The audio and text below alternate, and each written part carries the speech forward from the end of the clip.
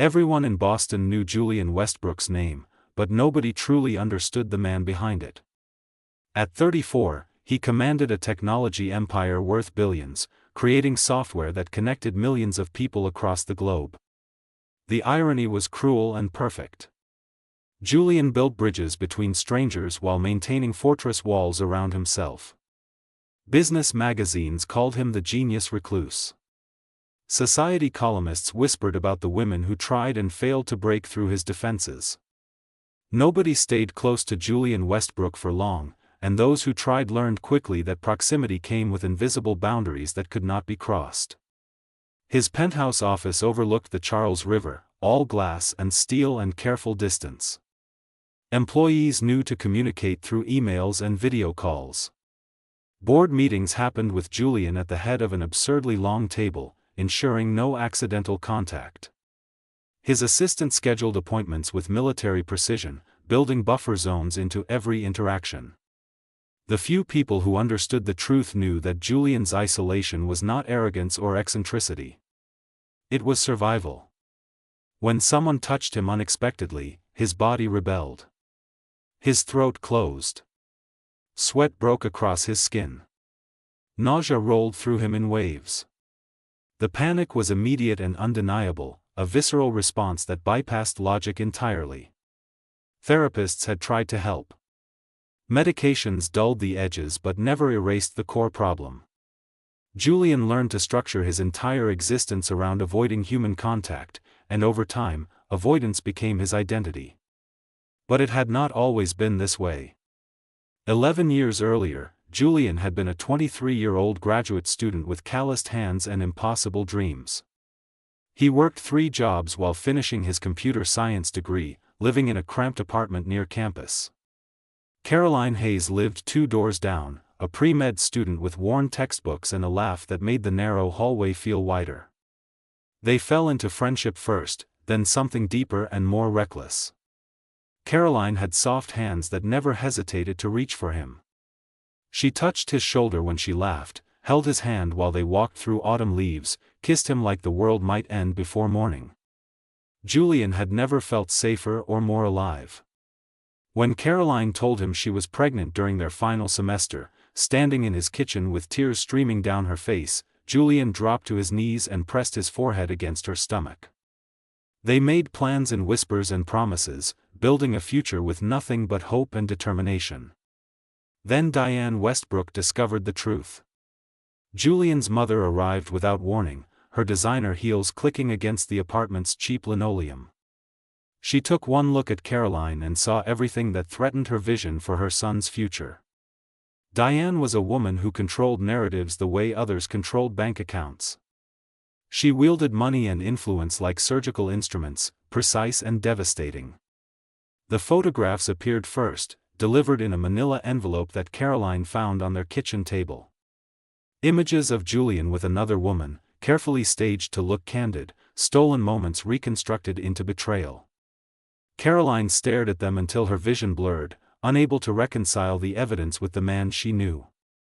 When Julian came home from his teaching assistant job, he found his mother sitting across from Caroline, speaking in measured tones about reality and consequences. Diane told Caroline that Julian had been seeing someone from a wealthy family, that the pregnancy was an inconvenient complication, that money would be provided for termination and silence. Julian tried to speak, but Diane cut through his protests with surgical efficiency. She told Caroline that staying would ruin Julian's future, that love was a luxury neither of them could afford, that walking away was the kindest thing Caroline could do. Caroline left that night while Julian was in the bathroom, unable to witness his mother's final manipulations. She took nothing but her coat and a heart that felt shattered beyond repair. She did not terminate the pregnancy. She simply disappeared, changing her phone number, transferring to a nursing program in another state, erasing herself from Julian's life with painful thoroughness. She left only a note that said she was sorry and that he would be better off without her. Julian searched for months. He hired investigators, called hospitals, contacted mutual friends until they stopped answering. Eventually, the trail went cold. He convinced himself that Caroline had chosen money over love, that she had terminated their child and moved on to a more stable future. The belief hardened into certainty, and certainty became armor. Diane reinforced the lie whenever doubt crept in, showing him bank records of payments made, suggesting that Caroline had never truly loved him at all. The touch aversion started gradually. A woman at a networking event brushed his arm, and Julian felt his chest constrict. A handshake at a business meeting triggered unexpected nausea. Within a year, the response became automatic and undeniable. Therapists connected it to trauma and abandonment. Julian connected it to the moment he lost everything that mattered. His body learned to protect him by keeping everyone away. He built his company with ruthless focus, channeling pain into innovation. Every success felt hollow, but Julian kept building anyway.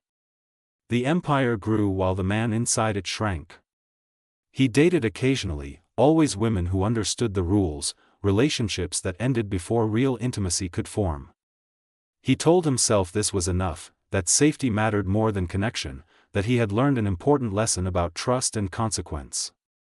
Now, on Christmas Eve, Julian stood in a hotel ballroom decorated with excessive cheer, attending a charity gala for the children's hospital his foundation supported. He wrote checks to ease suffering he would never witness up close. He gave generously to causes that involved sick children because something about their vulnerability called to the part of him that remembered wanting to be a father. He planned to make his donation, deliver brief remarks, and leave before dessert. The ballroom glittered with wealth and good intentions. Women in evening gowns clustered near the bar. Men in tailored suits discussed business between champagne toasts. Julian remained near the edge of the crowd, maintaining his careful distance. Then a child's scream cut through the music and conversation, high and terrified. The crowd parted instinctively. A little girl collapsed near the center of the floor, her small body crumpling without warning. Julian saw her fall as if time had slowed. She was perhaps 9 years old, dark hair spreading across the polished floor, one hand reaching toward nothing. A woman screamed and pushed through the crowd, terror making her voice raw. Julian moved without thinking.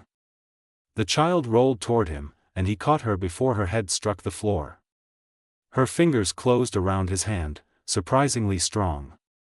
He waited for the familiar panic, the nausea, the suffocating tightness. It did not come. The room held its breath. Medical personnel rushed forward, but Julian could not move. He looked down at the child in his arms, and something ancient and unnameable shifted inside his chest. Then the mother reached them, falling to her knees beside Julian, begging her daughter to wake. Julian looked up, and the past crashed into him with physical force. Caroline Hayes knelt beside him, 11 years older, exhausted, beautiful, terrified. Their eyes met, and recognition flared between them like lightning. Caroline's expression moved through shock, confusion, and something close to pain in rapid succession. She looked at her daughter in Julian's arms, then back at his face, as if trying to reconcile impossible realities. Julian could not speak. The child between them stirred, and Caroline pulled her close, whispering reassurances that trembled with fear. Paramedics arrived with equipment and urgent questions. They lifted the child onto a stretcher, and Caroline followed without looking back. Julian stood alone in the sudden silence, his heart pounding against his ribs. He looked at his hands, still feeling the weight of the child, and realized he had held her without fear for the first time in 11 years. Then he followed Caroline into the hospital corridor, pulled by a force stronger than logic or self-preservation. The hallway smelled of antiseptic and floor wax. Through glass doors, he saw Caroline. Walking beside the stretcher, her hand never leaving her daughter's arm. Julian kept walking until he reached the intensive care waiting area, where Caroline stood alone, staring at nothing. She turned when she heard his footsteps, and her expression was impossible to read. Recognition, anger, confusion, and something softer moved across her face. Julian opened his mouth to speak, but 11 years of silence pressed against his tongue. They stood 3 feet apart, connected by history and separated by everything that came after. A doctor emerged with cautious news. The child's heart had faltered. They were running tests. Caroline nodded with practiced composure that barely concealed her terror. When the doctor left, she sagged against the wall. Julian stepped closer without deciding to, close enough to feel her fear like heat.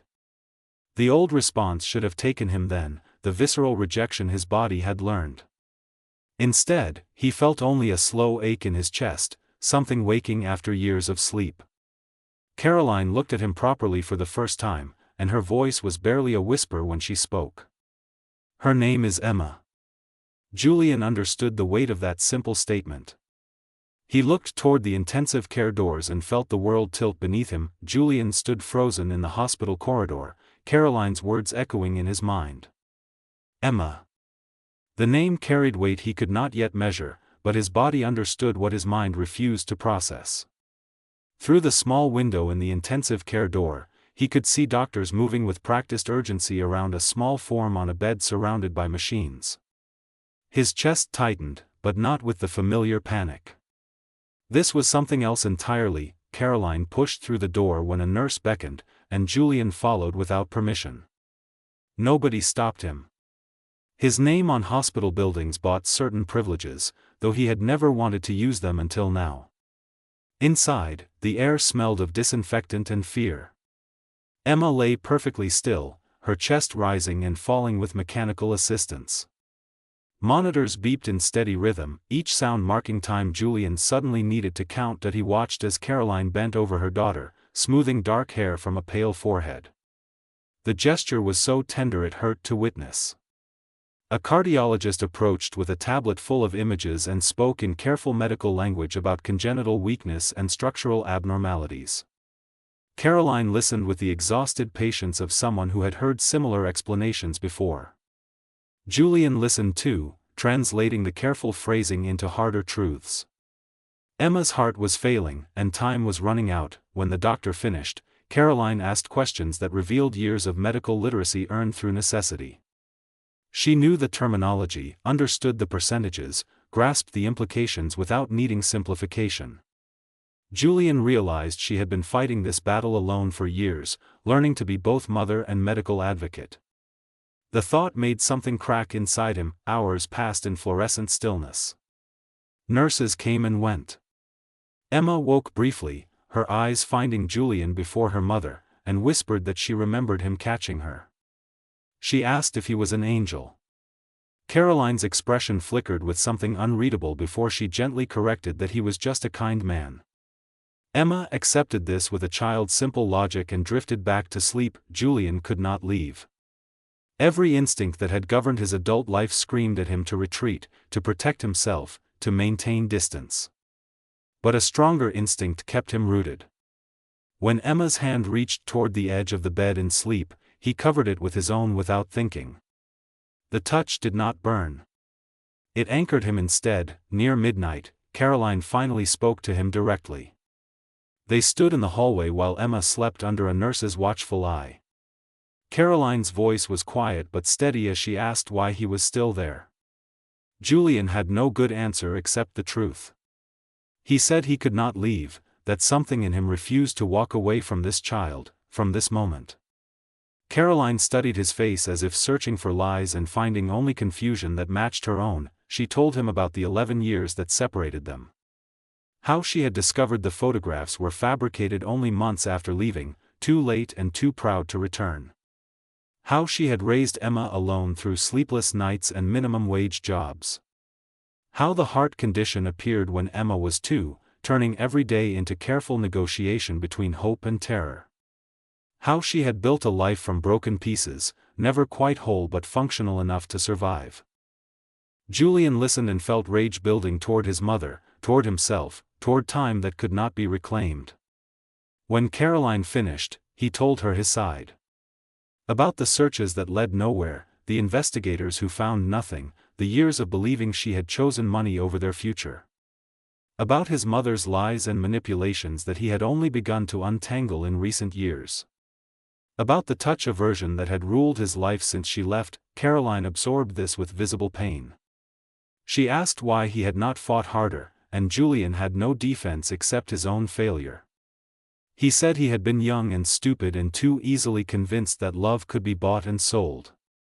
Caroline's eyes filled with tears she would not let fall. She said they had both been young and stupid, and that blame was a luxury neither could afford now. The conversation shifted when Julian asked about Emma's father. Caroline's silence stretched long enough to become its own answer. She looked through the window at her sleeping daughter, then back at Julian with an expression that held both defiance and surrender. She said there had been no other father, that Emma was his daughter, that she had carried this secret for 9 years because she believed he had abandoned them both. The words hit Julian like physical blows. His daughter. The child he had mourned without knowing existed. The future he had lost was sleeping 20 feet away with his eyes and Caroline's smile. He leaned against the wall as his legs threatened to give out. Caroline watched him process the information with something like pity in her expression. Julian asked why she had never told him, even after learning the truth about the photographs. Caroline's answer was simple and devastating. She said she had been afraid. Afraid he would not believe her. Afraid he would think she wanted money. Afraid he would reject Emma the way she believed he had rejected her. Afraid that love, once broken, could never be trusted to hold weight again. They stood in silence while the enormity of lost time pressed down on them both. Finally, Julian asked if he could stay. Not as a stranger or a donor, but as Emma's father. Caroline considered this with visible struggle. She said Emma did not know the truth, that telling her required careful thought and timing. But she agreed he could stay if he was serious, if he understood this was not a temporary kindness but a permanent commitment. Julian made a promise that terrified him more than any business deal ever had. He said he would stay for as long as Caroline allowed, that he would be whatever Emma needed, that he would not run when fear told him to. Caroline accepted his words with cautious hope that looked like pain. Over the following days, Julian learned the landscape of his daughter's life. He learned that Emma loved stories about space exploration and hated broccoli with passionate intensity.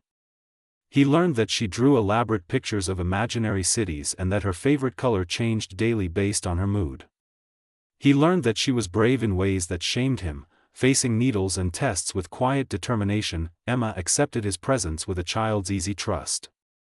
She called him Mr. Westbrook at first, then Julian when he insisted, then Jules when she decided nicknames were more fun.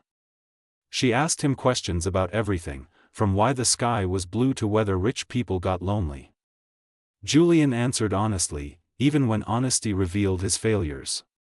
Emma listened with solemn attention and pronounced that being lonely was silly when people were everywhere. Caroline watched their growing bond with mixed emotions. Julian caught her staring sometimes, her expression unreadable. When he asked what she was thinking, she said she was trying to reconcile the man before her with the boy she had loved. Julian said he was trying to do the same thing. They both agreed the task felt impossible and necessary in equal measure. The medical team scheduled Emma's surgery for 2 weeks away, giving her body time to stabilize. The procedure was complex and risky, involving reconstruction of damaged valves and tissue. Success rates were good but not guaranteed. Caroline signed consent forms with shaking hands while Julian watched and wished he could carry this burden for her. He used his resources carefully, consulting with cardiac specialists around the world, ensuring the surgical team had access to the latest techniques and equipment. Caroline initially resisted his help, pride making her defensive. Julian pointed out that pride was another luxury neither could afford. She conceded with reluctance that looked like relief. During those 2 weeks, Julian restructured his entire life. He delegated responsibilities, canceled appearances, cleared his schedule of everything except Emma. His board expressed concern. His mother expressed fury when she discovered where he was spending his time. Julian ignored them all. For the first time in 11 years, something mattered more than the empire he had built. He and Caroline fell into careful partnership, united by their daughter's need. They took shifts at Emma's bedside. They learned each other's rhythms again, the small habits that had not changed despite years of separation. Caroline still twisted her hair when nervous. Julian still drummed his fingers when thinking. The familiarity was both comforting and painful. Late one night, while Emma slept and the hospital settled into quiet darkness, Caroline asked if Julian ever thought about what might have been. He said he thought about it constantly, that the weight of lost time was crushing him slowly. Caroline said she felt the same way, that grief for the life they should have lived haunted her daily. Julian reached for her hand without thinking, and when their fingers touched, he felt no panic. Only warmth and rightness and a connection that 11 years had not severed. Caroline looked at their joined hands with wonder and fear. She said she was afraid to hope, that hoping had hurt too much before. Julian said hope was terrifying, but that terror was not a reason to surrender. The surgery date arrived with cold winter sunlight. Emma was calm in a way that made both adults ache. She told them not to worry, that the doctors knew what they were doing, that she would see them when she woke up. Julian hugged his daughter for the first time with full knowledge of their connection, and the embrace nearly broke him. Caroline stood beside him as they wheeled Emma away, and Julian took her hand again. They waited in a private room he had arranged, hours stretching into infinity. Caroline prayed quietly. Julian simply breathed, counting each inhale as proof that time continued. They spoke little, but their hands remained joined, and the connection held them both upright. When the surgeon finally emerged, still in scrubs, Julian and Caroline stood as one. The surgery had gone well. Emma was stable. The repair looked solid. They would know more in the coming hours, but cautious optimism was warranted. Caroline collapsed into Julian's arms, and he held her while she sobbed against his chest. The touch did not frighten him. It felt like coming home. Emma woke in recovery with tubes and wires connecting her small body to machines that measured her continued existence. Her first words were asking if someone had fed her goldfish at home. Caroline laughed through tears while Julian made a mental note to ensure the goldfish received 5-star care. Emma smiled with satisfaction and drifted back to sleep, secure in the knowledge that her priorities were being handled. The days following surgery passed in careful increments. Each hour Emma remained stable was a victory. Each successful test result was cause for quiet celebration. Julian stayed present through all of it, learning the particular courage required to love someone whose existence felt fragile. Caroline watched him transform from distant billionaire to devoted father, and something in her expression began to soften. On the 4th day post-surgery, while Emma napped, Caroline told Julian it was time to reveal the truth. Emma was asking questions about why Jules visited so much, why he looked at her the way her friends' fathers looked at them. Children sensed truth even when adults tried to hide it. Caroline said they owed their daughter honesty, even if timing felt imperfect. They waited until Emma was fully awake and alert, sitting up in bed with color returning to her cheeks. Julian sat on one side, Caroline on the other, bracketing their daughter with their presence. Caroline began gently, explaining that sometimes adults made mistakes because they were scared. She told Emma about the young love she shared with Julian, about the pregnancy, about the separation based on lies neither had known were false. Emma listened with enormous eyes, processing information that rewrote her understanding of herself. When Caroline finished, Emma looked at Julian with an expression that held no anger, only curiosity. She asked if that meant he was her father. Julian's voice broke when he said yes, that he was her father, that he had not known about her but would have loved her from the first moment if he had. Emma considered this with the seriousness she brought to all important matters. Then she asked if this meant she could call him Dad instead of Jules. Julian could not speak past the emotion closing his throat, so he simply nodded. Emma pronounced this acceptable and asked if they could be a proper family now. Caroline and Julian exchanged glances full of hope and hesitation and possibility. But first, there was Diane Westbrook to confront. Julian's mother arrived at the hospital 2 days later, summoned by her son's uncharacteristic silence. She swept into the private room with her usual commanding presence, expensive perfume announcing her before words could. She stopped short when she saw Caroline sitting beside Julian, Emma asleep between them. Recognition flashed across Diane's face, followed by calculation. She began to speak, but Julian stood and gestured her into the hallway. What followed was the first honest conversation they had shared in years. Julian laid out the truth he had uncovered, the manipulations and lies, the photographs and false narratives. He told his mother that her interference had cost him 11 years with his daughter, had nearly destroyed the only woman he ever loved, had turned him into someone who feared human connection. Diane attempted justification. She said she had been protecting him, ensuring his future was not derailed by youthful mistakes. Julian told her that Emma was not a mistake, that love was not a mistake, that the only error had been trusting his mother's version of reality. He said that from now on, Diane would respect his choices or she would have no place in his life. The ultimatum hung between them like a blade. For the first time Julian could remember, his mother looked uncertain. She asked if he truly intended to build a life with Caroline and a sick child. Julian said Emma was not sick, she was recovering, and yes, he intended to build the family he should have had 11 years ago. Diane left without another word, her silence more telling than argument would have been. Emma's recovery progressed steadily. Within 2 weeks, she was discharged with careful instructions and follow-up appointments. Julian arranged for them to stay in his penthouse rather than Caroline's small apartment across the city. Caroline protested initially, but Julian pointed out that his home had an extra bedroom Emma could decorate however she wanted, and that arguing with him was exhausting. Caroline conceded with a smile that looked like surrender. Moving into Julian's space felt surreal for all of them. Emma claimed the guest room and immediately began planning how to turn it into a space station.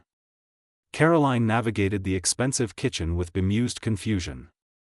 Julian realized he had built a showcase rather than a home, and that transformation would require more than furniture. They established new rhythms together. Morning breakfast became sacred time, all three sitting at the table Julian had never used for actual meals. Emma told elaborate stories about her dreams. Caroline planned her return to nursing work. Julian learned that family was loud and chaotic and nothing like the controlled silence he had maintained for years. His touch aversion continued to fade. He could hug Emma without hesitation, hold Caroline's hand without panic, accept casual contact from medical staff without the old visceral response. Therapists he consulted said that trauma could heal when the underlying wound was addressed. Julian thought it was simpler than that. He had spent 11 years afraid of being hurt again. Now he had something worth the risk. 3 months after Emma's surgery, on an ordinary Tuesday evening, Julian asked Caroline to marry him. There was no elaborate plan, no grand gesture. They were washing dishes together while Emma watched cartoons in the living room. Julian simply turned to Caroline and said he wanted to make their family official, that he wanted to spend every remaining day proving he would not disappear again. Caroline stood with wet hands and tears streaming down her face. She said yes, but only if he understood this was forever, that she would not survive being left twice. Julian promised forever without hesitation, and they sealed it with a kiss that tasted like dish soap and second chances. They planned a wedding for Christmas Eve, exactly 1 year after the night that changed everything. Emma insisted on being flower girl and began practicing her petal-throwing technique with serious dedication. Caroline chose a simple dress that made Julian forget how to breathe. They kept the ceremony small, just close friends and Emma bouncing with excitement. The venue was the Children's Hospital Chapel, the place where their family had been reborn. Emma walked down the aisle scattering petals with precision, then stood between her parents during the vows. Julian promised to love Caroline through fear and doubt, to choose courage over safety, to build a home where touch meant connection rather than threat. Caroline promised to trust again, to believe in permanence, to forgive the past while building the future. When they kissed, Emma cheered loudly enough to make the small gathering laugh. Julian looked at his wife and daughter and felt the last walls inside him crumble completely. The touch aversion that had ruled his life was gone, replaced by hunger for connection he no longer feared. 6 months later, Emma's cardiologist declared her recovery complete. The heart that had nearly failed was strong and steady. Emma celebrated by demanding they go to the Science Museum, where she lectured Julian and Caroline about black holes with passionate intensity. They held hands while walking through exhibits, a family unit that looked ordinary but contained extraordinary history. Julian still ran his company, but with different priorities. He left work at reasonable hours. He attended Emma's school events. He took vacations with his family to places Emma wanted to explore. His board adjusted. His mother eventually called, tentatively asking to meet her granddaughter. Julian agreed with conditions, and Diane arrived with humility that looked painful but genuine. Caroline returned to nursing part-time, finding joy in work that mattered. She and Julian learned each other again, discovering that the people they had become could love even more deeply than the young versions had. They fought sometimes, usually about small things, and learned that conflict did not mean ending. Emma mediated with 9-year-old wisdom, telling them that families argued but stayed together anyway. On their first anniversary, Julian and Caroline returned to the hospital chapel alone. Emma was at a sleepover, enjoying normal childhood activities her health now allowed. They stood where they had married, and Julian thanked Caroline for not giving up on him, for carrying Emma through years he should have shared, for believing second chances were possible. Caroline said she should thank him for staying when fear told him to run, for choosing them over safety, for proving that love could heal even the deepest wounds. They held each other in the quiet chapel, two people who had lost everything and found it again, and Julian understood that some stories only made sense in retrospect. The fear that had defined him was gone, replaced by different fears that came with loving fully. He feared something happening to Emma or Caroline. He feared failing them. He feared time moving too quickly. But these fears felt clean and honest, the natural cost of caring deeply. He welcomed them as proof that he was finally, completely alive. Emma grew strong and curious and brave. She asked endless questions about the universe and her place in it. She made friends easily and defended them fiercely. She looked at her parents with casual affection, unaware of the miracle her existence represented. Julian watched her become herself and understood that some things were worth 11 years of darkness. Caroline bloomed in security she had never known before. The exhaustion faded from her eyes. She laughed more easily. She made plans that extended years into the future without fear they would collapse. She told Julian once that she had forgotten what peace felt like, and that remembering was both strange and wonderful. They built a life that was ordinary and extraordinary together. Morning chaos and evening calm. School projects and business meetings. Emma's dance recitals and quiet dinners. The texture of daily existence that Julian had once believed impossible. He touched his wife and daughter constantly now, casual affection as natural as breathing, and marveled that his body had ever rejected this fundamental human need. On Christmas Eve, 2 years after everything changed, they returned to the hospital gala as a family. Emma wore a red dress and declared herself the prettiest person there. Caroline laughed while Julian agreed solemnly. They danced together, all three, while snow fell outside the windows and the future stretched before them with possibility. Julian thought about the man he had been, untouchable and isolated, building empires from fear. That man felt like a stranger now. The person he had become was messy and vulnerable and completely committed to the people who held his heart. The transformation had been painful and necessary and worth every moment of discomfort. When Emma asked if he was happy, Julian picked up his daughter and held her close while Caroline leaned against his shoulder. He said he was happier than he knew was possible, that happiness was louder and more complicated than he expected, but that complicated was better than empty.